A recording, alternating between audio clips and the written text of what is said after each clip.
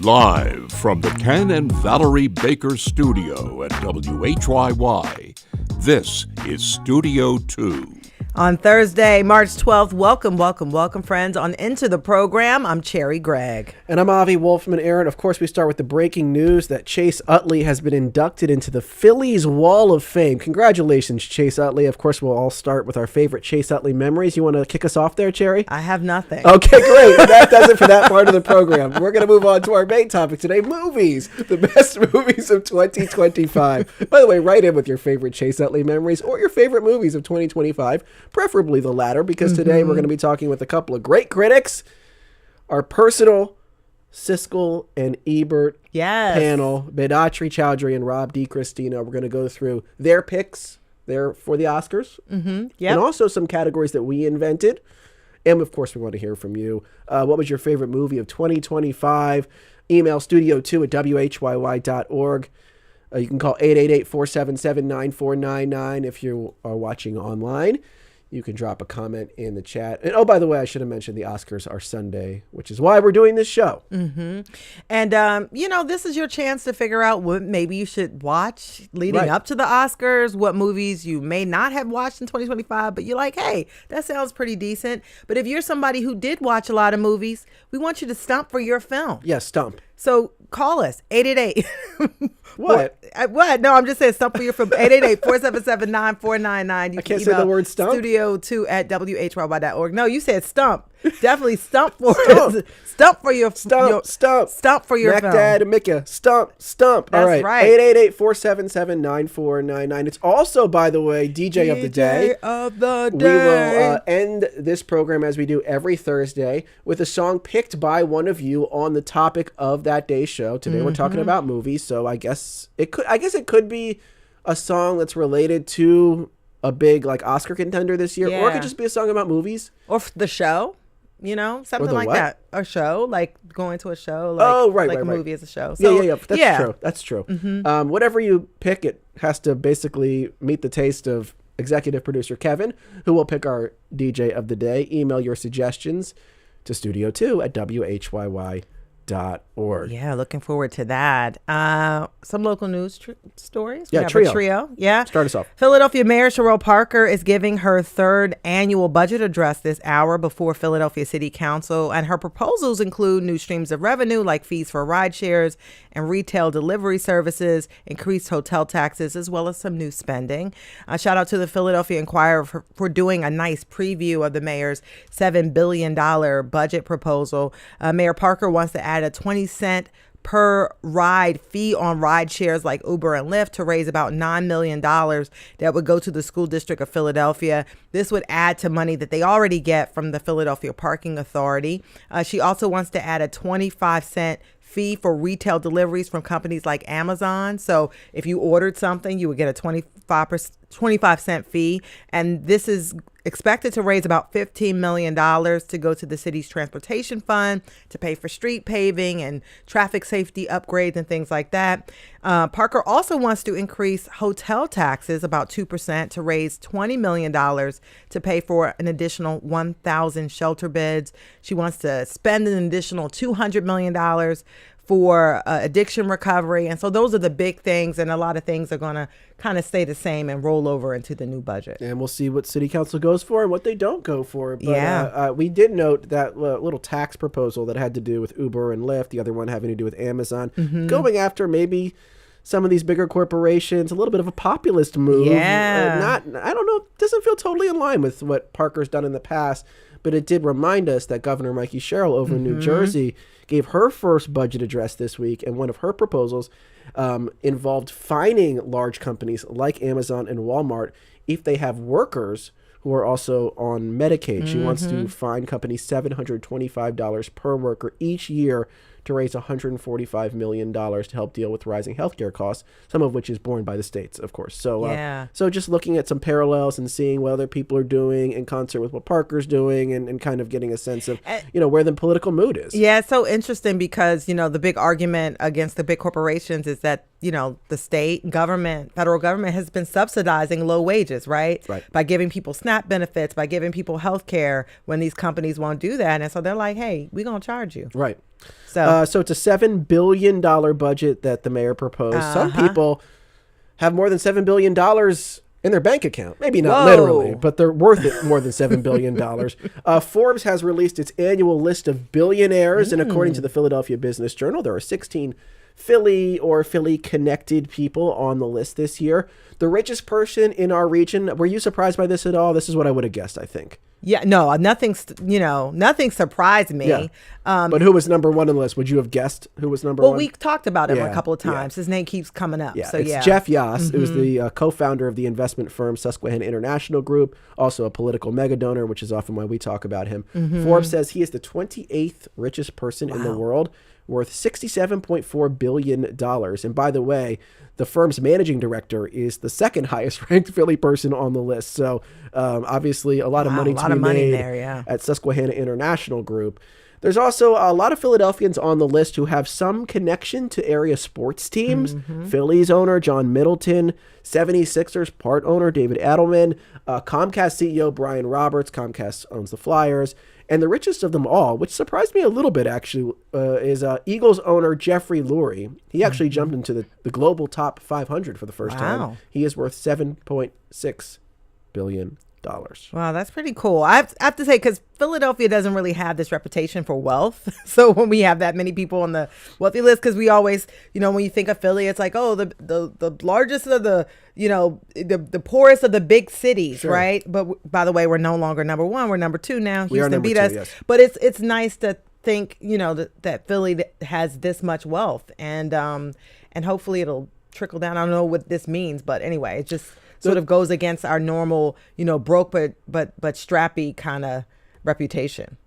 I was surprised how many people, it surprised me how many people were sports connected. And I think it goes to show that there's just a lot of value in sports franchises these days. And Philly is a sports city. So yeah. But just in general, like the valuation of these franchises, which I assume is being factored into what Forbes is calculating here, because those valuations have gone up so much. Someone like Jeffrey Lurie, who was rich before he bought the Eagles, but not like this level rich, has now become like extremely wealthy through the business of sports. Whereas in the past, it was more like if you're a rich person, you would buy a sports franchise as a plaything, and you might lose money. And now it makes you a lot of money. It makes you a lot of money. By the way, New York has the largest number of billionaires in the world, but we have a number of cities that are in the top. We have the largest number of billionaires. So America does. So, Not shocked. So anyway, third story, Philadelphia has a new museum. It's called the Ministry of Awe. I had to say it like that. I'm scared. And it is slated to open on Saturday. It's located inside of the old National Manufacturers Bank in Old City. As Philly Voice points out, there is no money in the building. Instead, they claim their currency is the human spirit. Oh, that's nice. Yeah, the 6-story building, it will house an immersive art space with huge pieces like the giant eyeball that sort of looks down on visitors as they come in. And inside, there are all sorts of oddities from over 100 painters, sculptors, animators, video artists, all based in the city. And some of the exhibits have like green hand signals, which means you can touch it. Others have red eyes, which mean they can only be observed. And their website looks pretty cool. It says, "Come curious, leave curiouser." So, okay. Yeah. And there's also going to be pop-up performances at the museum. And it's meant to feel otherworldly. So yeah, there are a couple of standout pieces include a vault that you can open with your handprint and a sculpture of a man who is standing on his own head. So there you go. Man, this looks so wild It and looks confusing. wild. Yeah. It's very wild looking. The woman who's behind this gave a quote to the Philly Voice who says, "If you've been to a museum, a theater, a haunted house, a dream, maybe, we are not quite any of those things." Look, this yes, yeah, it's very Twilight Zone. I don't think it's for me, but I'm really rooting for them to succeed because this seems like a person just put their weirdness out into the world and took a big swing on their own weirdness. And I love when weirdness is rewarded. Yeah. So I hope people will go to this thing, which defies categorization to the point where I can't even quite tell what the heck it is. Yeah. But I'm hoping that they connect. It does feel like and I would actually go. a big bet. I would actually go. It's $29. I would What's probably up with the go. name?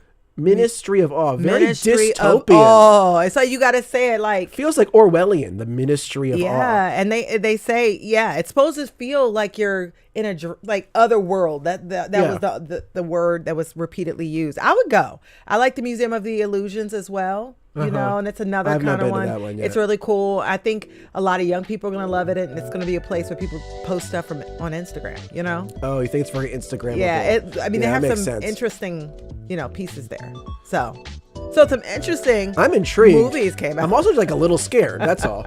Oh, yeah, sorry, you were transitioning. Yes. Movies, yeah, we're going to talk about them on the other side of the break. Get your calls in, 888-477-9499. Stump.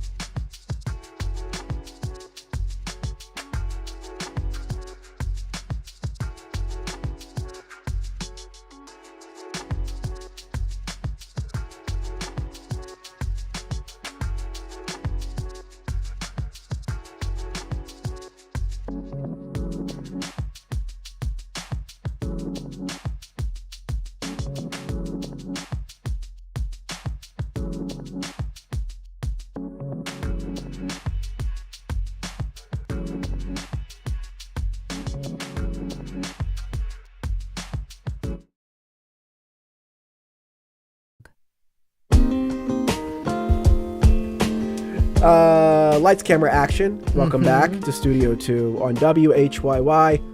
I'm Avi Wolfman-Aaron. And I'm Cherry Gregg. Oscar season has arrived, and there are so many great movies to choose from. And if you're trying to decide which to watch before Sunday's ceremony, we are here to help. We're rolling out a red carpet of our own, and we are joined today by two of our favorite critics, Bedatri D, Choudhury, arts and entertainment editor at the Philadelphia Inquirer. So nice to see you again. Thank you so much. I'm so excited to be back. We're also excited to have Rob DiCristino, columnist at FThisMovie and member of the Philadelphia Film Critics Circle. Rob, nice to see you. Good afternoon. And of course, you are a critic as well, at home, on the road, or elsewhere. So we want to hear from you as well. What was your favorite movie of 2025? Stump for your flick by calling 888-477-9499. You can email studio2@whyy.org. And for our streamers on YouTube or Facebook, you can put your comments in the chat. So before we jump into the categories, I kind of wanted to set this up by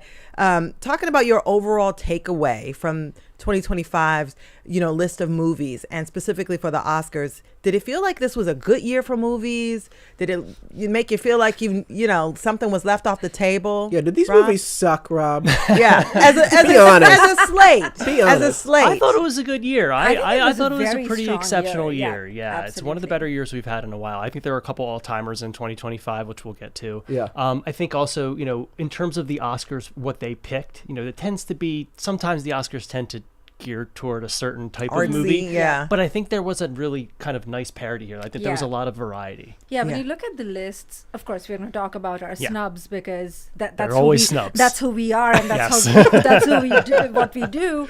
But I think when you look at these lists, you don't, at least I don't look at these lists and say, oh, this film or this person has no reason to be on it. Yeah. Like, I think this has been a very strong year. All right, good. Because there have been years where that was like, you're like, what? Yeah, exactly. Where did this come from? But it felt like this was a good list. And Okay. that's to say the membership of the Academy is also becoming more diverse. In the last couple of years, there have been a lot of pushes to kind of diversify it. Used to be a lot of sort of Hollywood's old guard. Now it's a lot more younger filmmakers, a more diverse, more international group of members in the Academy. So you're starting to see more representation representation, absolutely. which Yep. is good for everybody. Yeah. All right. And yet, Native Man's favorite movie did not make the list. Predator Badlands. Okay, so that was Fun movie. Yeah, I saw it. I saw that one. Fun movie. Get your picks in, by the way, Studio Yeah. 2, WHYY.org. Okay, so we're going to start with the big one. Why bury the lead? Best Picture. Bedatri, what's your pick?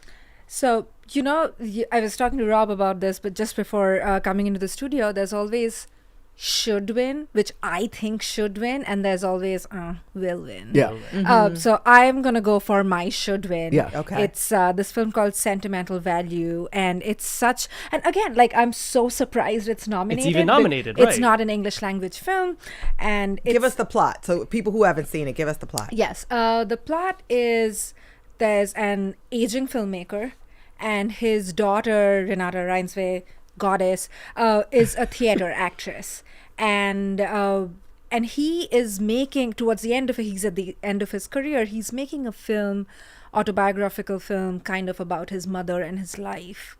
And he really wants to cast his daughter. But the daughter-father relationship is very complex, not just as parent-child, but also as artists. Yeah. And it's just this beautiful film about parenting, sisterhood, but also art making and the relationship between two artists. And yeah, it's my favorite film from the year.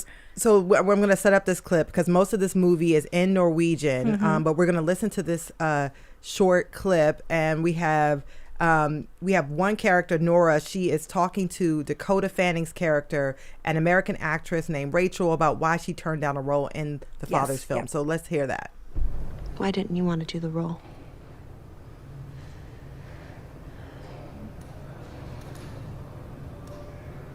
I can't work with him. Why?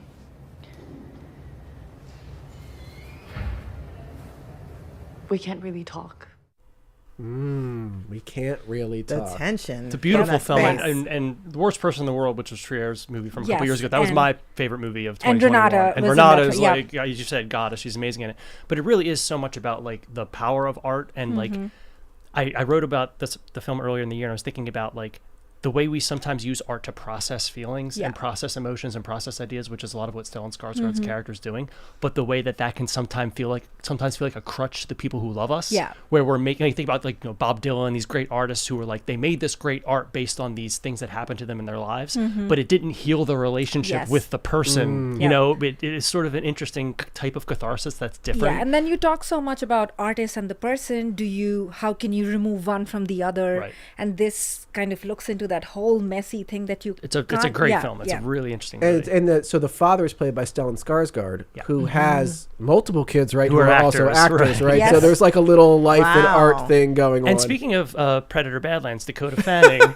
bringing that back into it. Yeah. She's wonderful in the movie as the Yes. American actress who Skarsgård brings in to Right. take the place of his daughter, Yeah. who is aware that she's not right for the role. Right. It's actually a really Right. cool Yes. commentary on Yeah. the way an actor can and can't embody a person who's. It's like, I can tell Absolutely. this is a real person. I'm not right for this role. It's really, she's really good in it. Yeah, So and then but she interesting. wants to do this because she wants to work with this filmmaker. Right. Yeah. Yeah.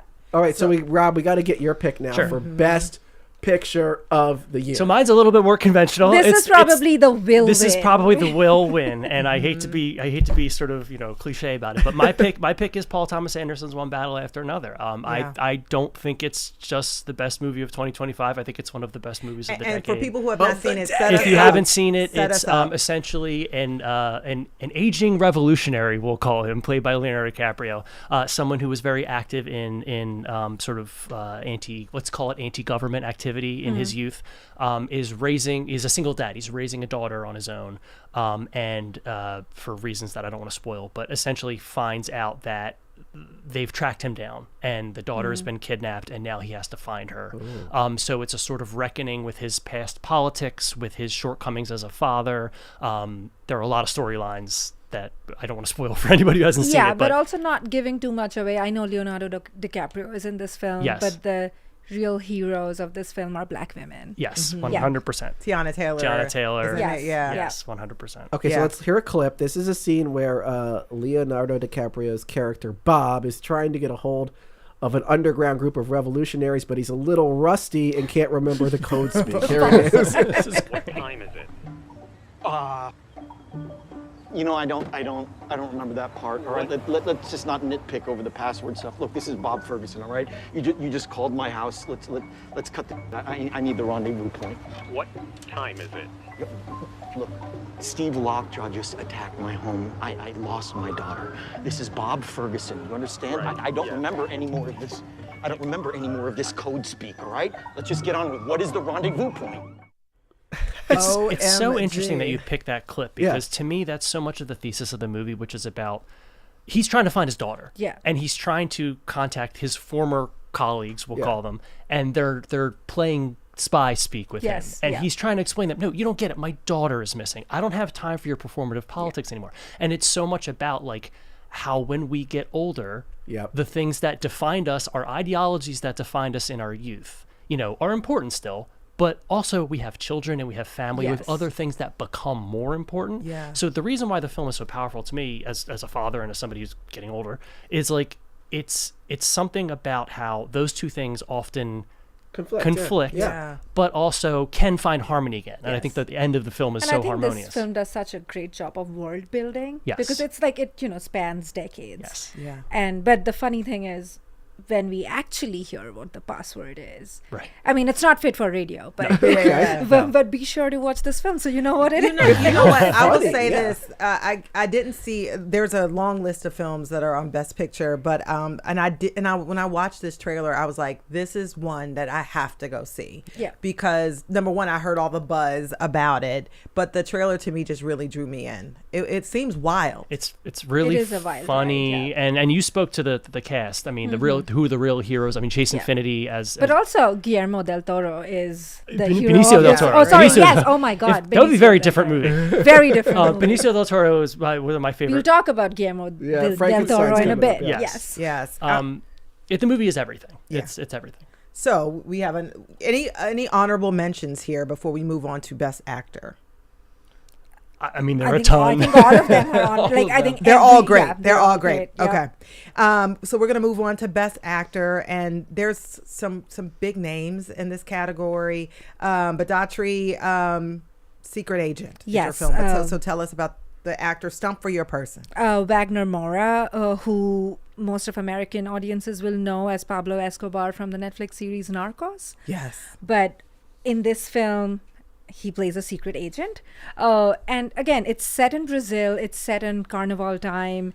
And he is one of the renegades / defectors. And the fascist government is after him. And they're like trying to look for him. And then he is, in hiding, but is also this huge cinephile. So this film is about state oppression and fascism, but also about the love for cinema and how and how Jaws specifically.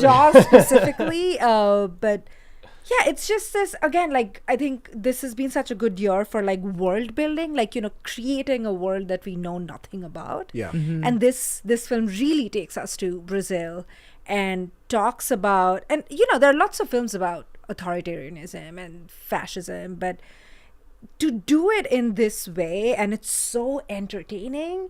It's a thriller. It almost felt like a crime caper when I was watching the Absolutely, trailer. yeah. I was like, is it sort of a heavy political movie? And or it's is in it kind of Portuguese, fun? by the way. Yeah, It's in Portuguese. absolutely. Yeah. It It's is. in Portuguese, It is a political thing. He is a secret agent, but also, not to spoil anything, he also kind of isn't. And also there is another element, and it's so family oriented. It's actually very similar to One Battle After Another in theme, which is like the inner family relationship. There's that scene where he's with other refugees in the living room and they're all talking to each other and they all come from different places.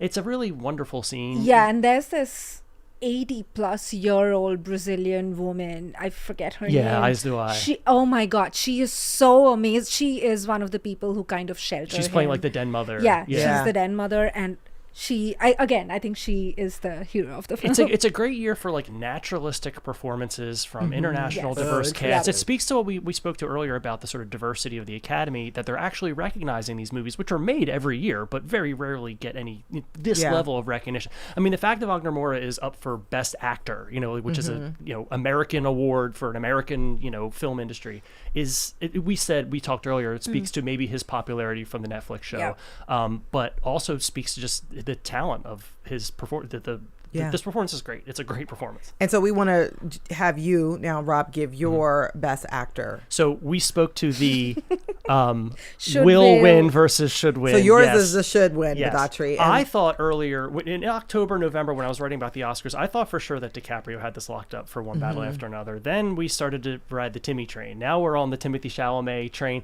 Now we're off of it again. Yes. Because All his doing. What? Because he dissed ballet? because he And- just ballet and Yes. opera. Yes. Yes. and Wait, the opera, voters yes. care about that? So, well, it's complicated. The thing is, look, films aren't doing that well either.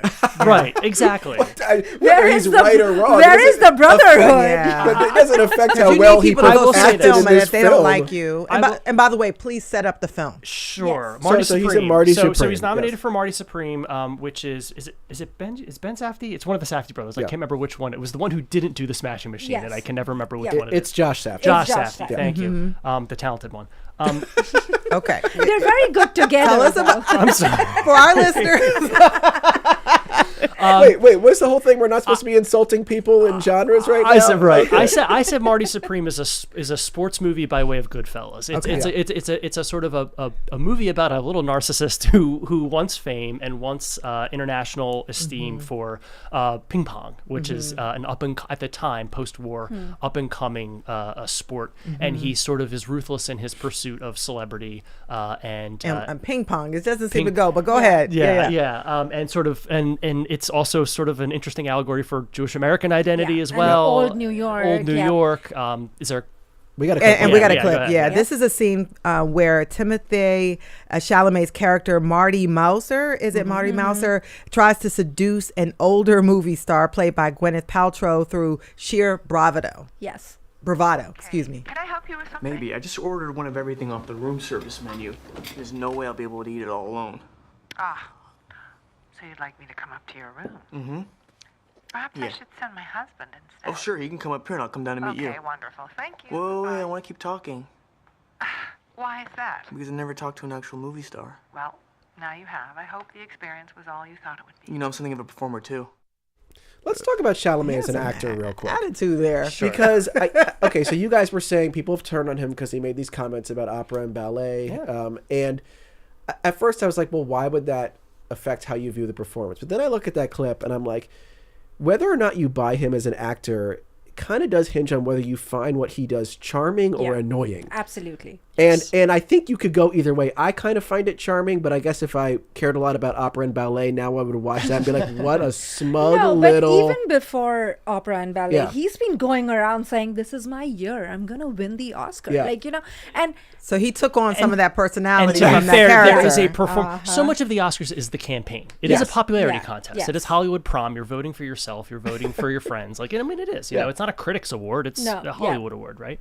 And I do think he's probably playing up the Marty character, who is this sort of very But is he a self-important good person. actor in this film? So I'll say this: one of the reasons why I put this on my list and highlighted this as a performance is because this is a performance for me from Chalamet, who is an actor I've always been very hesitant about. He reads Theater Kid to me in a way that is not like.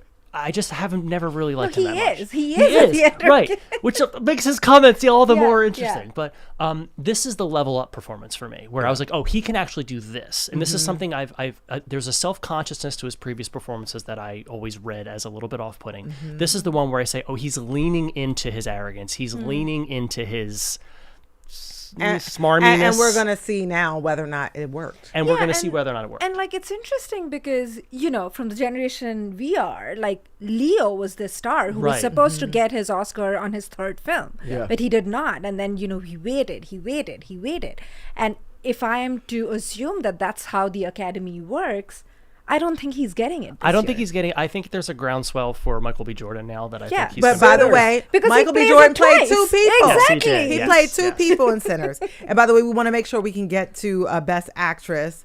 And so, Bedatri, make your argument. Oh, Jessie Buckley for Hamnet. Oh my, I And cried. tell people about Hamnet if people Okay. have not seen it. Hamnet is based on a book, and it is, you may have guessed from the title, it's about William Shakespeare's son, who Can I say? Yeah. It's history. Yeah, go He ahead, passes go ahead. away. You could say it, yeah. I'm like, You could it's been a spoil while. history. It's been Yeah, a while. Yeah. If you ain't seen it, go ahead. He passes away, and then to get over that grief, Shakespeare writes Hamlet. Yeah.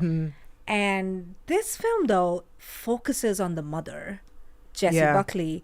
And, of course, Shakespeare has, like any other man, has the opportunity or the privilege to leave his little Stratford-upon-Avon town, go to London and write these plays.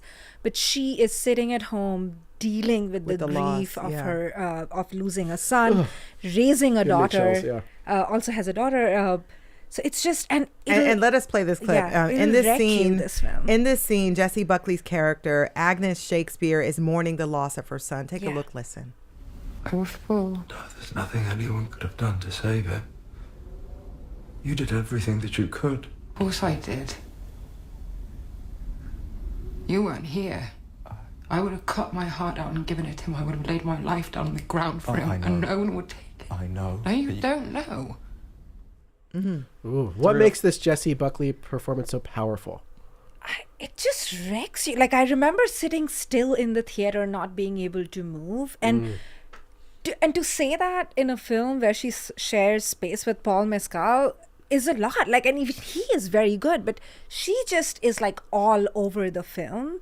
And there's this scene towards the end where she is looking at Hamlet being performed, and then she moves towards the stage, and it's her son's story, but in the beginning she doesn't understand it. She's like, why are they saying my son's name? And then she gets it. And it's just, again, like, relationship with art. But again, grief. I don't know the last time I had seen portrayal of grief like this. And that's a should win. Do you think that's a should win or will win? That's a will win. That's a will. Hopefully She's both. got that. Okay, that's hers. That's hers to lose. So let's get your best actress pick, Rob, before we get to this break. Yeah. You have Rose Byrne for If I Had Legs, I'd Kick You. Yep. First, describe the plot, and then what makes her performance so great. Sure. If I Had Legs, I'd Kick You is a movie about a mother who's had just about enough. Yeah. Yep. It's a At her movie, breaking point. It's a movie about a mother who's at her breaking point with her husband, with her child. She has a child who has a special medical need that requires a lot of time, energy. She's out of money. She's out of space. And all of a sudden, a gigantic hole in her apartment opens up. The hole is a metaphor, everybody. And she has to leave. She's displaced for a while. And the movie is kind of about how hard it can be to just get through day to day sometimes. Yep. We're staying in a hotel until they fix the hole in the ceiling. My daughter who has a special illness has special needs that I need to attend to. I'm also really tired and I'm working. Yeah. I'm trying to she's She's a a therapist. yes. And I'm trying to help other people with their problems. But she also has like really creepy clients. She has really creepy clients. Yeah. Conan O'Brien is her therapist. And by the way, we're going to tee this up. Yeah, this go is ahead. a scene where Rose Byrne's character, Linda, is talking to her therapist, who you mentioned is played by Conan O'Brien. Take a look, listen. What is it you think I don't get? What is it you're so sure I can't help you with? I'm one of those people that's not supposed to be a mom. I'm not a mom. I'm not. This isn't supposed to be what it's like. This isn't it. This can't be it. You say something! What makes this different? Because I could see a performance like this or a role like this, Rob, being a little one-dimensional. Someone's sort of losing it, Right. It's like we've seen that happen before. What makes this better than just someone like pushed to the breaking point? So what I really like about this, and Rose Byrne is an actress that we mostly know for comedies, right? Yep. What I think where I think that really comes into play is you have to like her and also be a little bit repelled by her. Yeah. Yes. There's an element of sympathy and also repulsion in this character because she has flaws. Yeah. She's not a perfect mom. So her ability to mix in a little comedic acting really takes this to another level. Sympathy and repulsion. Yes. Yeah. This is titled my Yeah, autobiography. yeah.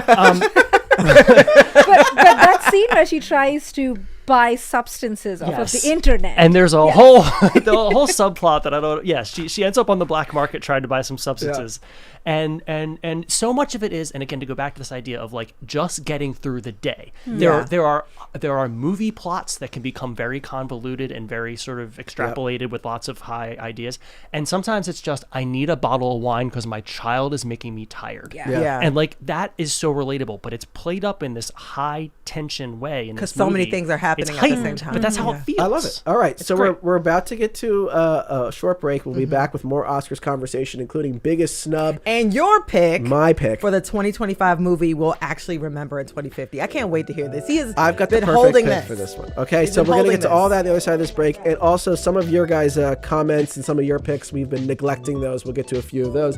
Don't go anywhere. What's your favorite movie of 2025? Tell us. 888-477-9499. Studio 2 at WHYY.org.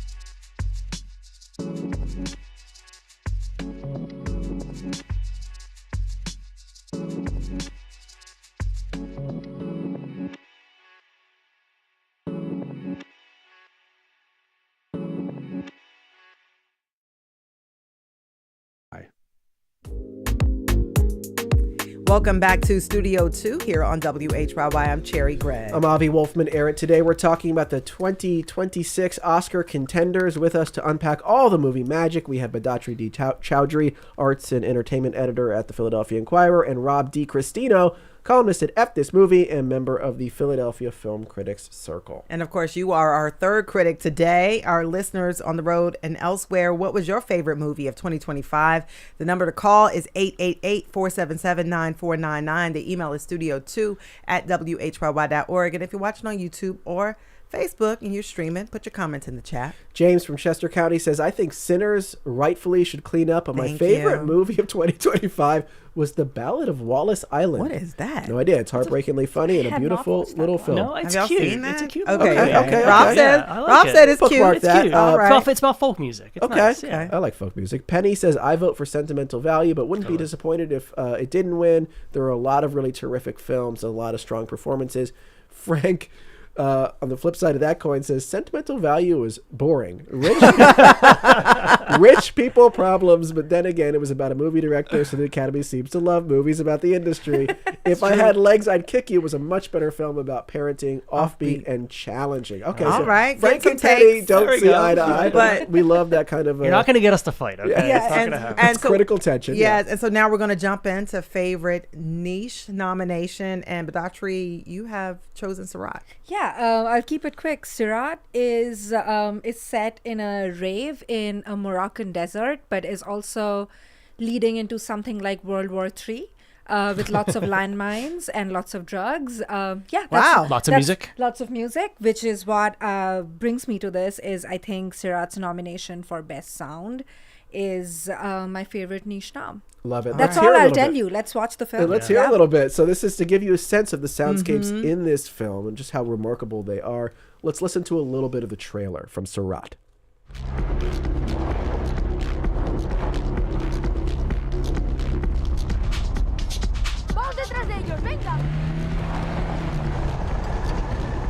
estáis siguiendo?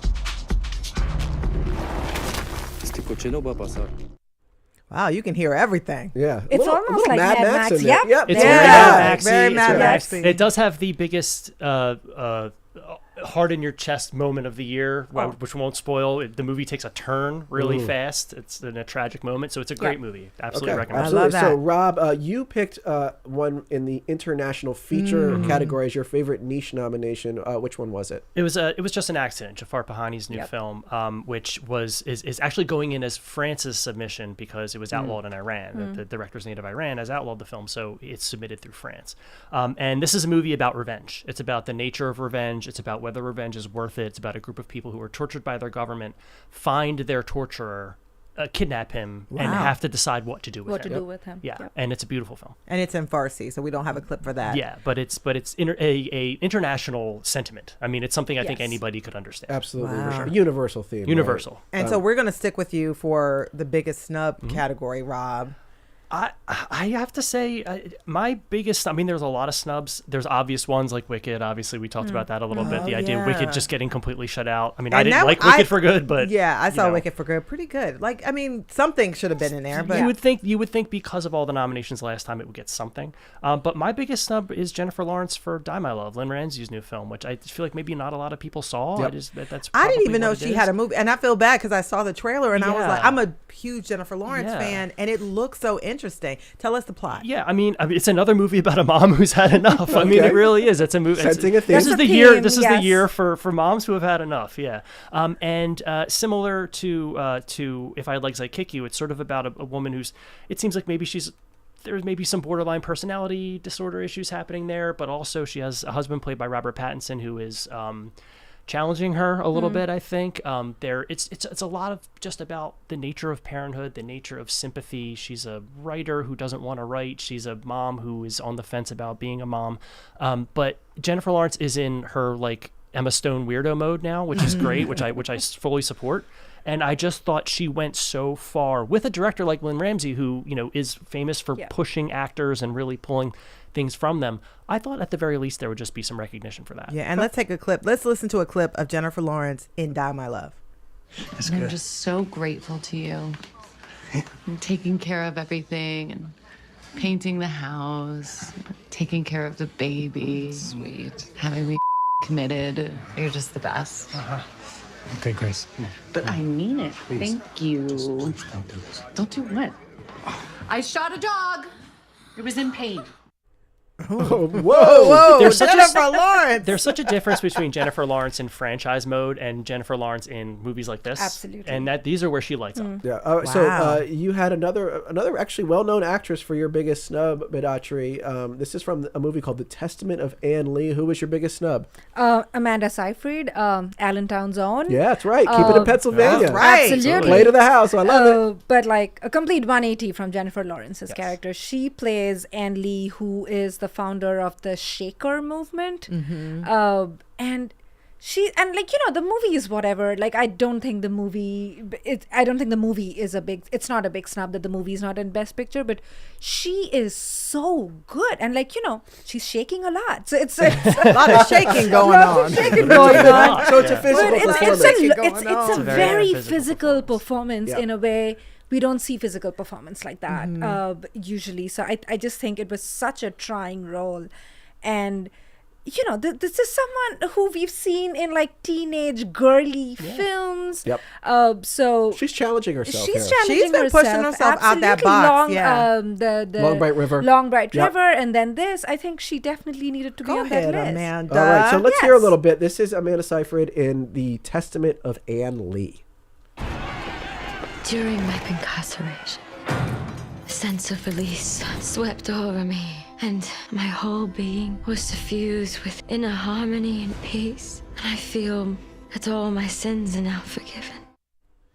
I like that. I like that. No, I could see that being at least deserving of a nomination. All right. Go ahead, so speaking Amanda. of deserving, we are now going to get into who. This is the category we're calling most deserved. Like the person or the thing that got nominated for a category, you're like, absolutely, they gotta get should it. have been nominated for this. And so, Bedatri, we're going to start with you. You picked someone from the movie Frankenstein, which we have not talked about yet. Yeah, So and this go is ahead. one of the few movies I've seen, so I'm looking forward to your take on this, Bedatri. Lay out the, Yeah, so my pick for this is Jacob Elordi, who plays Frankenstein's monster. And you've watched this film, Cherry. Like, it is hard to look at a monster and say, look how beautiful this man is. And he is, but just, and it's almost like, any one of us who've read the book, we know it's about the relationship between the master and the creator, but also father and son, all of those themes. And I think Oscar Isaac as Dr. Frankenstein does a fantastic job, but he finds such a good compliment in Jacob Elordi, who again, we've seen in Saltburn and all these very different kinds of films.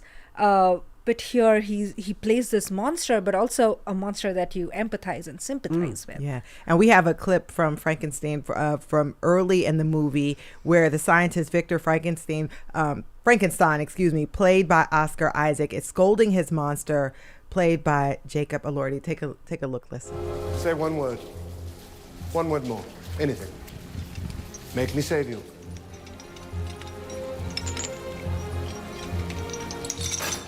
Victor.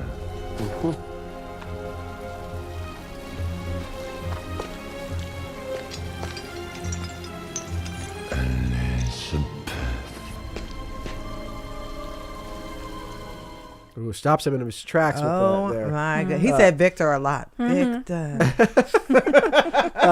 Before we get now to Rob's pick, I want to read a couple comments. Bernice says, my husband and I both saw Sinners recently on an airplane.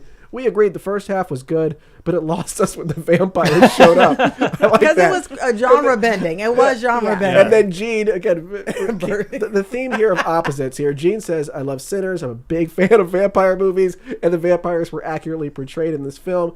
Acting and music, both exceptional. Costumes rocked. Very well done. And with that, I set you up, Rob, for your most deserved. Set me up for Sinners, because my pick for most deserved is Delroy Lindo, Yes. the man, the master. I mean, this is best supporting actor. This is an apology nominee for missing out on the Five Bloods. I mean, they really messed up. It was a COVID year. Who knows? I don't even remember what happened. Which was a really great film. It was a great movie, but all his work. I mean, Delroy Lindo is. If you don't know Delroy Lindo, yes, you do. He's been in everything you've ever seen. He's the best, and his performance in this is so much of the heart of the movie. We haven't talked a ton about Sinners, but he's... Can we talk about it a little bit? Can you set us up? Because I just think it's such a great film. we haven't talked about Sinners because we both know it's the most obvious choice for all the awards. Well, because it's the one, I mean, it's a year ago. I mean, it came out, it came out early in the season. So many of us have seen it. Yeah, no, but it's two twin brothers who come back, home to open up a juke joint, and then halfway through it becomes From Dusk Till Dawn. Yeah, it becomes a vampire movie. Yeah. But Delroy Lindo plays sort of one of the old guards, one of the old sort of the old heads, the old mentors, and he is just, again, the warmth, the heart, the conviction, the just confidence. I mean, he's just the best. So I was so happy to see a nomination for him. It's so well deserved. Let's listen to a clip, by the way, from Sinners, where Delroy Lindo's character Slim is talking about playing music for white audiences. We play a fair amount of blues, too. See, white folks say they like the blues just fine. They just don't like the people who make it. And Peckerwoods was nodding their heads, stomping their feet. Some of them was almost on the rhythm. And the rest, maybe we change it up, confuse them. What'd y'all do with the money? I drank it. Ooh, I like that. Also, a good laugh is underrated. Oh, it's a good movie laugh. You wanted to say something before we went to that clip, so, and we had some comments about the costumes for the film. Ruth Carter, legend. She has a show that's ongoing at the African American Museum. That's right. And it has costumes from Sinners. Yes. Yep. And she did Wakanda as well. Like, I just love this film. And I thought, Michael B. Jordan played two characters, Smoke and Stack. It was just beautifully shot. There was innovation with the film. And they're just scenes that you'll never forget. There's quotes you will never forget. I just love it. Which is a good setup for our last category here. I want to read one more comment. This is Manzo Man 96 on YouTube. It says, Very original take, but out of the nominees, Sinners and One Battle After Another were my favorites. I might give the edge to Sinners. Sentimental Value was great. Saw it this week. So, I gotta go see that. A lot of love. So now we're gonna get to the final category here. Drum roll. Drum roll, which is a movie. What movie from this whole class, this whole year, will we actually remember? Cherry talked about the idea of quoting a movie, 20 years from now. We often look back at the Oscars and say, come on, Dances with Wolves over Goodfellas. Like, seriously, guys? You missed what was happening in the zeitgeist. All right, so all these movies, Rob, which one are we going to remember? I know I sound like, film guy, but like One Battle After Another. I think it's a generational American masterpiece. I think it's a movie about America. I think it's a movie about parenthood, all the things I said before.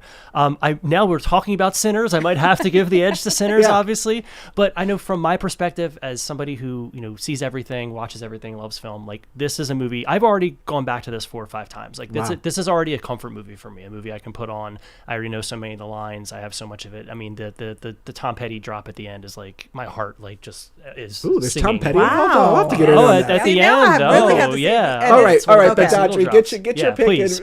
Sorry, again, I must sound like a broken record at this point, but Secret Agent, again, like just the world building. Like I really know not much about Brazil and its political history, but this film makes it so fun.